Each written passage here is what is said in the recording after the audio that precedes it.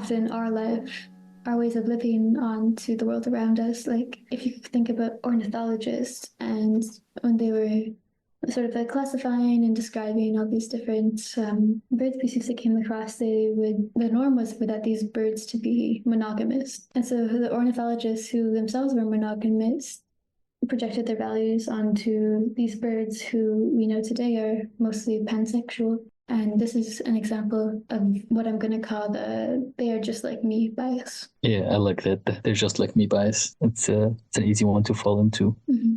It really makes me think about the idea of Zoroastrianism, and they think about like the idea of a lie or a parasite.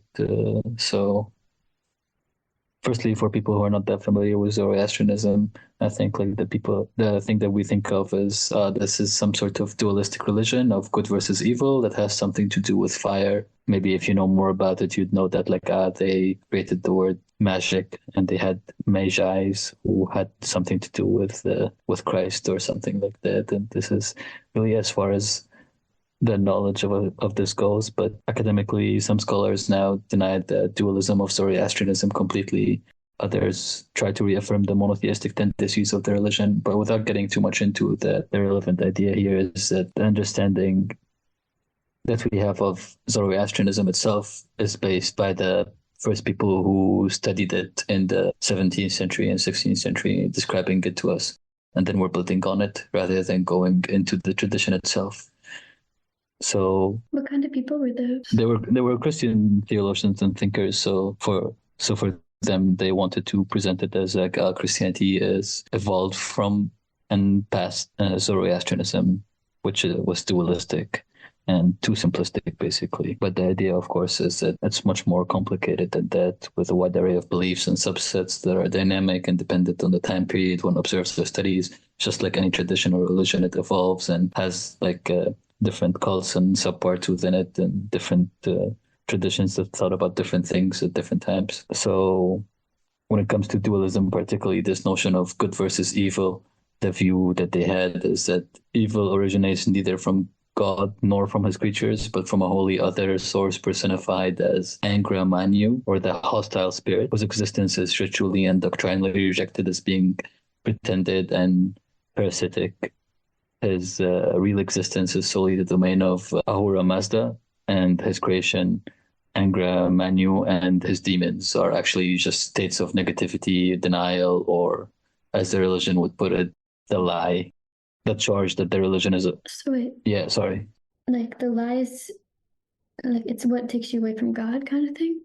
Or Yeah, I was gonna explain it a bit more. Don't worry, Kim. okay, yeah, go ahead. So this Angra Manu, the hostile spirit, these Christian philosophers, it was easier for them to think of him as just like an equivalent of the devil, but taken to its extreme. And so they thought of it as a dualistic religion that has basically two divine figures, like a Zeus and a Hades, a devil and a god, but the devil is just has more powers. When in reality they thought of him as just a lie or illusion, like the realm of non-existence, the realm of that we're trying to subdue, and by discovering the actual existence, which is very similar to other Eastern traditions that say like we have to defeat the ego and understand true reality, and this would be reaching the state of nirvana, for example, or Christian mystics who would say that like we want to transcend our current reality of the world by reuniting with God and the Holy Trinity in the afterlife, and this is the whole purpose of life, kind of thing. So, in that sense, the idea of the lie manifests as something that is illusory that we're trying to fight, not as a dualistic evil that is kind of like the bad guy that we're kicking his butt by praying for the good God, you know? Yeah. Thus, the charge that the religion is ontologically dualistic is no more true than it is of other systems which conceive of good and evil as being in fundamental opposition. Equally, the allegation that its theology is ditheistic or polytheistic is a misunderstanding of the Zoroastrian theological and ritual tradition. So the best way someone an academic put it, you can think of it as monotheism itself in two opposites and contrary aspects. Although this definition cannot be applied to every dualistic religious conception, but I think it fits most of the ones that we come across, like Christianity or like Zoroastrianism in this case. It's just the idea of like dualism and monism and trying to um, like you could think of any dualistic structure as a monistic structure if you're inclined, which just shows you how powerful the idea of a worldview is and subjectivity. So an example of that would be like I don't have to have a word for shadows because shadows is just the absence of light. So I could just say light and no light.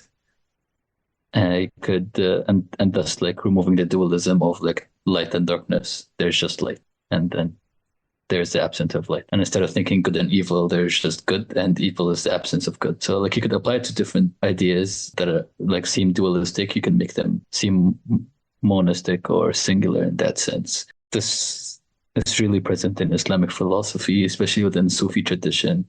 Some people define Sufi tradition as mystical Islam, but that's a whole other idea that we could get into later in another episode. Anyway, the idea of unity of being is very important in that Sufi tradition. There are many concepts of oneness in Islam in general, the idea of wahid or wahda. And there's also the idea of tawheed, which is a verb and thus associated with a process, not a static object. And tawheed is more like a unifying, or I would even describe it as like wanting, like making something into a one or into a unit rather than combining it in that sense. So it's very different from the idea of synthesis, because synthesis assumes an antithesis and a thesis that you're combining to form a thesis, which is something new. Tawheed is more like combining things in a way that eradicates one completely. That would also be included. So you're removing the thesis, for example, and only accepting the antithesis. Or you have the synthesis, but you also are still looking at the thesis and the antithesis. This, like Tawheed, could apply to any of these concepts. Arguably, like Islam is one of the religions that is most focused on these ideas of unity, and because monotheism is very like explicit in the Quran, where they state like explicitly multiple times that shirk or believing in another deity or association, anything with the divine, is one of the worst sins possible. So some take this idea further and interpret these verses as affirming God's unity and denying the existence of or being of anything other than Him, in the sense that everything else is not being because it doesn't actually exist. So a good way to think about this is like you could deny the existence of light because light is just emanating from the sun, for example. So like the rays of the sun don't actually exist because they extend their being from an actual existence, which is the sun itself. So this, of course, is not a perfect analogy in this sense, but it's a good way to think about how they thought about the divine and the universe as a whole, because they like like God is light shining through the prism, and we're the projection of the colors on the screen. oh yeah. That there's many ways to think about it. I think like the idea in general though is the difference between the holistic view and the mental exercise of seeing the unity between things while denying it simultaneously can seem impossible to a reductionist who does not want to think in terms of systems. So this is why like when you're examining these different historical traditions or philosophies, it can seem sometimes like they're paradoxical, but for the people at the time, they wouldn't think there's a paradox that they need to resolve, because for them, the idea that you can take parts of a system, you can take the system as a whole, and you can take opposites and unify all these into one bigger picture seemed like so apparent, and they took that for granted in a certain kind of way. Yeah, I think so. I think it's interesting, this idea of like what happens in the space between the opposites. I think this is really also like reminds me of the concept of yin yang, just because I feel like yin yang is a really good symbol that like communicates so much with so little. I think like I don't have to explain how the symbol looks because everyone is familiar with it at this point, but just the surface level understanding of the concept presented in this emblematic icon of the yin and yang can show this. But another similarity arises that is not as popular or a bit more subtle, which as Chang Tzu claims, I'm not sure of how to pronounce his name honestly. But he claims that yin in its highest form is freezing, while yang in its highest form is boiling. The chilliness comes from heaven, while the warmness comes from the earth. The interaction of these two establishes he, which we would call harmony, so it gives birth to things. Perhaps this is a law of everything, yet there is no form being seen. So, in this conception, he's saying that yin and yang is not like a static system of observation, but a dynamic one of flux and continuous change towards harmonization. And you could see that, like the symbol of just having that little dot and the like little white dot in a bigger black space and the little black dot in a bigger white space. It just like implies the idea of consolidation of opposites, the same as Heraclitus when he was talking about the sea is the purest and most polluted water. I think like definitely Cheng Tzu and Heraclitus would have been buddies, wouldn't you say, Kim? Mm-hmm. I also like heard that in Hinduism, of course, there's like many different schools of thought, but like that even though they're generally like portrayed as being polytheistic, there are like some like prominent like groups who believe they're also like monistic. Yeah, there's definitely like I think us the idea that Hinduism is a new conception. Like they never would have thought of themselves or called themselves as Hindus. Like only the British when Oh, like more like Shivites or yeah, exactly. Or Vedanta, like they would just choose a specific deity and focus on it. Or even if there are polytheistic tendencies into some of the traditions, but they wouldn't think of like all of these people in the subcontinent have one religion, and we're going to call it Hinduism. yeah. That's more of a British thing that later, like when they're studying the religions of these people. And it's the same for Zoroastrianism as well, or even to a certain extent, Christianity when we're thinking about it from an Eastern perspective. So living, for example, in the East, a lot of people would think of Christianity as a simple form of Trinity and that all people believe in the Trinity equally and that the Trinity is some form of avatar and that this really just shows that they haven't meant all the different types of Christian thoughts out there, not just historically, but even now. There are non-Trinitarian Christians. There's also Christians who would think about the Trinity as just different avatars for the same Father God, or they would think about Jesus as the primary figure and the Father God is the manifestation. Or also that they're all emanations of the same source as well. Yeah, but like also emanation of the same source, and which one is has primacy? Is it the Father or the Son or the Holy Spirit? And there's some people who would be like more focused on the Spirit and saying that we live now in the age of the Spirit, as before we used to live in the age of the Son or the Father or whatever. Actually, like when we're talking about Christianity, like if we think about the history of it, even up to the medieval times, then the way that Christians viewed the world and even the entire cosmos was a lot more systematic. Like they saw man as centered in the divine, and Christ was not just connected to man, but also to every aspect of nature and society.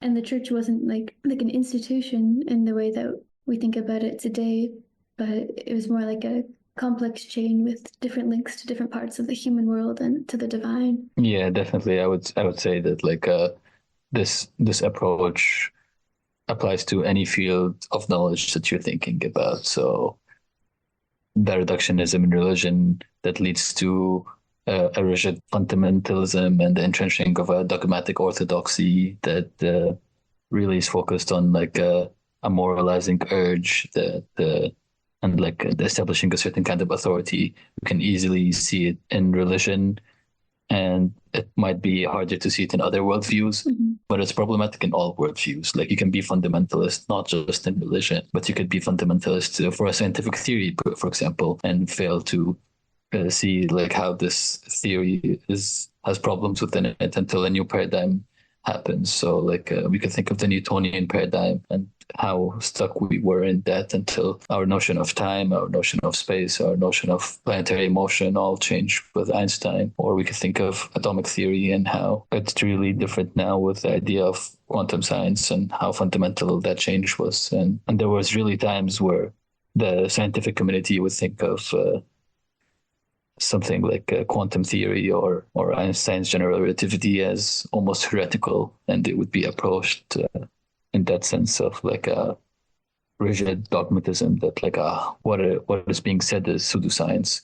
And there's also like ideas that like were dismissed as pseudoscience and were problematic that we have now transgressed, like the idea of a global ether exists, which sound waves teleport to, or the idea in biology of I think they called it vitality or like the vital impetus, which is what makes people alive. And it was some sort of like a fiery substance that leaves the person when they die, kind of thing. But I wonder though, that like things like the ether and stuff, like you could say like, oh yeah, like that was wrong. But still, we like, is it better to say like we have dark matter or like dark antimatter? Like like we still, I feel like sometimes we just rebrand these things. Yeah, not necessarily, not, not necessarily better or worse. It's just the idea that like it evolves and changes. And right now we would think as that this is the whole idea that we don't want to develop a rigid dogmatism for the new thing just because it's newer either. We just weren't able to prove the using like scientific experimentation and the scientific method, we were able to disprove the ether and we were able to at least not find like any reason to have that system.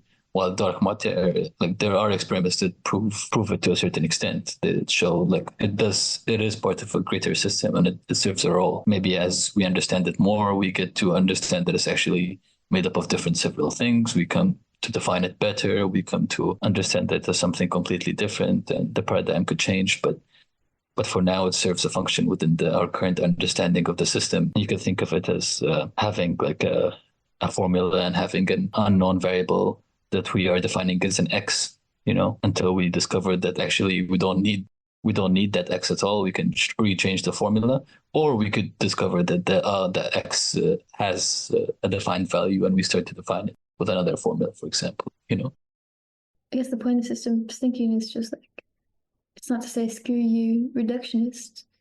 We should only see everything from like a scale of like up in the clouds or whatever X like scale you want to look at. For example, like if you were looking at cells or tissues or organs or people or society, whatever. But system science is saying that we should include all layers, all angles, and one of which is reductionist, one of which is the set is a machine. And all these things are just, they're okay as long as it's not the only story that we're telling our kids at night. Yeah, like also I would say that like when it comes to the relationship between system thinking and system science, I think like it's important to see that like there's many approaches to do science and they build on each other. So reductionism still serves a big purpose. For example, like I want to know what species live in these forests. I am defining the species as different from the species using these morphological features or using this taxonomic bracket that is based on DNA phylogeny, for example. This is an important thing so that we shouldn't stop putting things in categories or trying to classify things, because classification does serve a role within science and it makes the like complex system reducible to something that we can like digest and understand and analyze. It's just we need to also think about the interspecies relationships. We need to constantly question the assumptions of why are we defining the species using morphology rather than DNA, or should we use a mix of both?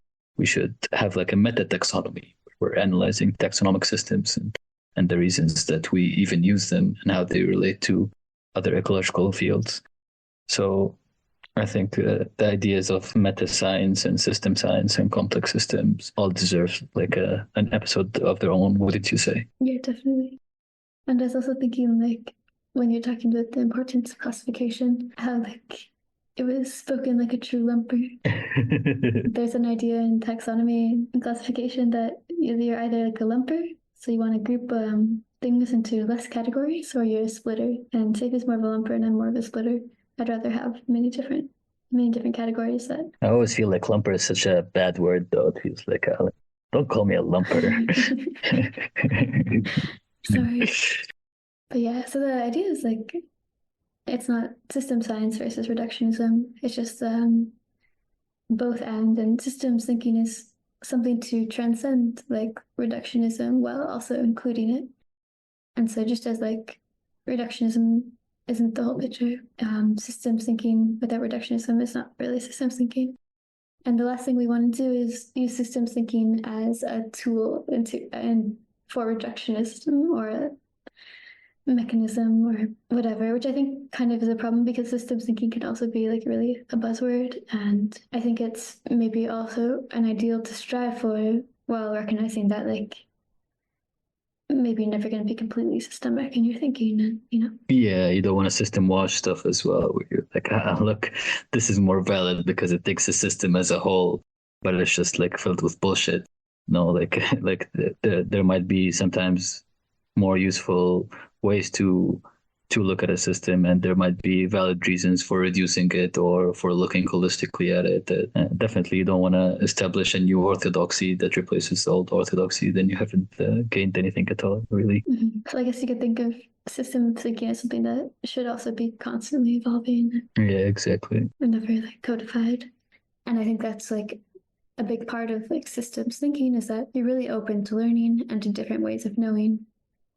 For example, like we don't just have to learn from experts, and why also when I write an essay I only have to write in third person, and why is it so preposterous to say that I think that blah blah blah. Also, like it makes us really consider how do we know things, and we do learn from experience and intuition and feelings, and spirituality do guide us, and we have many unconscious going ons that are a part of our human experience, which are really de-emphasized in our current like modernity.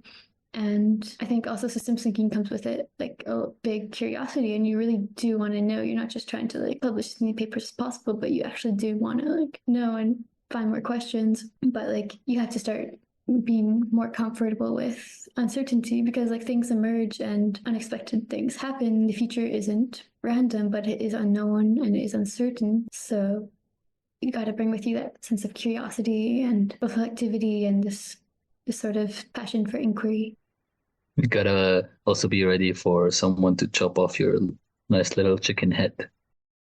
But also an idea in systems thinking is that you're working towards solutions rather than away from problems. And so you're also continually questioning like your approach, and you're like, is this worthwhile? Are you continuously adapting to the present, or are you operating based on like grant submission and you're denying like how reality is changing around you? Maybe you're aware that right now we think this way and this serves us, it's useful, but it might not always be so useful. And when it stops helping us, we can let it go rather than assuming this is the one true place and we should never let it go. So I guess like as you grow in your systems thinking, you become more comfortable with plurality and embracing the different dimensions of things. And you're also sensing that interconnectedness of the parts to the whole that make up its complexity. And that's just, it's not either or one or the other, but it's both. And another, like maybe a final point about systems thinking that I have is that you are the center of every system you look at. And with every system that you choose to engage with, that system will engage back at you. And there's really no place to work from other than what is the system doing for me, or the collective me's. So, how would you say you could apply system thinking to everyday life, like something like cooking or buying groceries or whatever? An example of like how you can apply this in your everyday life is like just by like starting small. Open yourself to learning from everywhere. Let go if you need to be right, and just keep your eyes open and think about how could I look at this in a different way.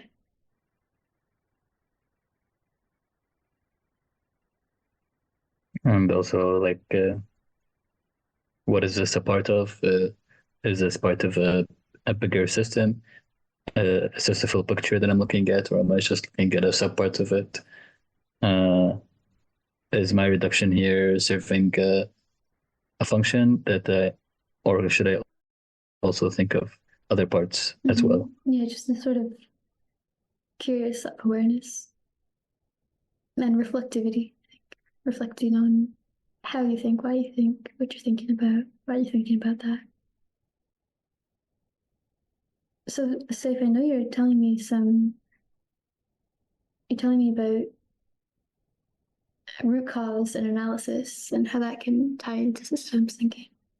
So yeah, like very much when the pharmaceutical industry specifically, when we have a problem with the production line, for example, or where we discover like a contamination has occurred in a certain batch. You wanna examine the root cause so that you prevent this problem from recurring again. A reductionist approach in this way would be just looking at the immediate cause and resolving that. This batch got contaminated. If I find out that, for example, the active material from the supplier was had like a microbial growth on it, then I've Mm-hmm. already discovered the source and let's move on. In the future, I'll check all the active suppliers when they come that this microbial growth doesn't happen again. This would be a limited way of thinking about it. A root cause analysis perspective, you would go about your purchasing and supply chain. How did you transport this from the airport? Where at which stage exactly did it go bad? And is your storage condition the factor, or did it come this way? And when do you do your quality testing? Did you do it earlier on when you first arrived, or do you do it after the finished product has been produced? These are all things and questions to answer. So you might get at the root. The problem actually had to do with the storage condition. So did you have a rule for the storage condition? Why didn't the worker and the inventory management or warehouse process that storage condition standard operating procedure? Uh, is it because he doesn't understand the procedure? Maybe then you should have a training program for him. Uh, or you could branch into that he actually understands the procedure, but something prevented him from doing it. Like, for example, the there was a problem with the HVAC system, and you couldn't uh, have the proper storage temperatures, for example. Then you need to go to the HVAC system and see why the problem happened there, and if there is maintenance that needs to be done. And you should put like a what we call a kappa, which is a corrective action and preventative action that is focused on the roots of the problem. So this is how it applied to uh, like a specific problem in the pharmaceutical industry, but you could apply it to many different industries. And there's lots of different methods of root cause analysis. But if I'm going to decompose them into simple steps, I would say first, identify and describe the problem clearly. Second, establish a timeline from the normal situation until the problem occurs.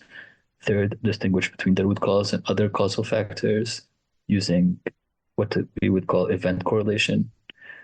And fourth, establish a causal graph between the root cause and the problem, as in how we got from that root cause to the problem. If you can't establish that, then you might not be looking at the root cause. And there's different methods to get this kind of graph. Um, there's techniques called 5 whys, where you tell me like, the batch is contaminated, and I would ask you why, and you'd be like, because it was not stored properly, and then I'd ask you why wasn't it stored properly, and I'd go on from there. You don't actually have to go to 5. Like 5 is an arbitrary number. You could solve it as 6 or 4, or keep going beyond that. It's just sometimes you have to set a limit so that you're directly focusing on the cause rather than keep going on and on and on. Mm-hmm. And there's fault tree analysis and Pareto analysis. There's failure mode and effects analysis. Burrito. Pareto, not burrito. Pareto principle. I'm sure you're familiar with this. The idea that like 80% of causes are can be attributed to 20% of events. You know, the 80-20 principle. Yeah. It's just like easy to think about. If you have like مثلا if you are in a call center and you have like several complaints about your faulty Wi-Fi, you can see like most of the problems that come in or complaints are about, for example, lagging, ping discrepancies, blackouts. You could have like a list of complaints and categorize these complaints, and then you'd apply the Pareto analysis by taking what are the most common complaints, and can I put these into a category of these complaints, 20% of these complaints come from this, for example. So if I solve 20% of these complaints, I've addressed actually 80% of the call. And also I think like you could like really link root cause analysis to a lot of things. So there would be more interest of you. So like for example, now after I described the root cause analysis to you, how would you say you could describe root cause analysis applied to psychology, for example? I guess like you could look at the How would you apply root cause analysis to thinking about your anxiety like or someone's I guess the way I anxiety? would like think about it, and I could relate this to root cause analysis, is like I don't know why like when we're like podcasting you turn into like podcast Kim. But like me and Safe are gonna talk to you. We're not in a cooking show, you know, like we could be. So if we did an example of root cause analysis using my social anxiety, how would that look? I think I'd ask you, why are you feeling socially anxious? I'm afraid I did the wrong thing. Be like, why do you think you did the wrong thing? Because the reaction of the other person gave me indications that they didn't like me. And why is it important that they like you? Because if they don't like me, I don't like me. Is this necessarily the root cause? Not necessarily, but I think like we're closer to understanding the heart of your insecurity, which is that you don't want to present a version of yourself that you don't like, and that you are afraid of making mistakes that people will judge you for, and thus establish you as a person that they're not going to like. For example, we could take different conclusions. A good root cause analyst wouldn't stop right there. They would keep going with other root cause analysis methods, like the Ishikawa diagram or fishbone diagram, would have different categories of, for example, social anxiety, insecurity, social belonging, and conformity. And they would examine it from all these different perspectives and see the causes rooted in each. And then from there, see if there's any similarities or identifiable root cause that is connected to all of them. So you could really apply this kind of system thinking approach to any system or to any problem where you want to find a root cause rather than a reductionist attempt to look at the immediate cause. I think I could see that root cause could be clarified in an example of social anxiety, because you could see it as like, if you don't like yourself, then you're constantly having to obtain approval from other people, which is insecure because they might give it to you and they might not. And so you're constantly fluctuating between I like me, I don't like me. And then it puts you in that sort of anxious state where you're not really settled on either outcome. Yeah, I think like there's an interesting and well-known thought experiment or metaphor or whatever, where people like they have like several scientists in a room, and the room is dark and it has an elephant in it, but they're all like groping different parts of the elephant, not because they're weirdos, just because like they're trying to understand what is in the room with them. And someone grabs his ear and it's like I think this is a fan. Someone grabs the leg and he's like, I think this is stump. And someone grabs the tail and he's like, I think this is the end of a brush. And you open the light and they discover it's an elephant. And I think like a system thinking kind of approach or would grab all these different subjective interpretations and try to group them together to think of the system as a whole. And if these scientists collaborated together and group the elephant in different parts until they combine these different parts together, they wouldn't really understand this elephant. This combination and this understanding, if it doesn't take you to the root cause, if it doesn't take you to the fundamental thing in the end, that's okay, because at the end of the day, you are aware that you are not grabbing the whole thing, that you are just looking at a part. So I think like when it comes to social anxiety, for example, just focusing on like the elephant's ear here would be just saying like my social anxiety is because I'm weird, and stopping right there and not analyzing why do you think you're weird and what's wrong with being weird, where does social cohesion come from, why is it important to fit in, What are the consequences of not fitting in? How do people treat shy people? These are all like interesting questions that like one should look at, and not just give in to the anxious thought of like let it debilitate you. Although that can be easier. Like, I'm a freak. Yeah, exactly, and stop right there. Yeah. Basically, the episode ends right there with us saying, "Don't stop groping the elephant until you've groped all of it." That's me and Mike's advice, right, kid?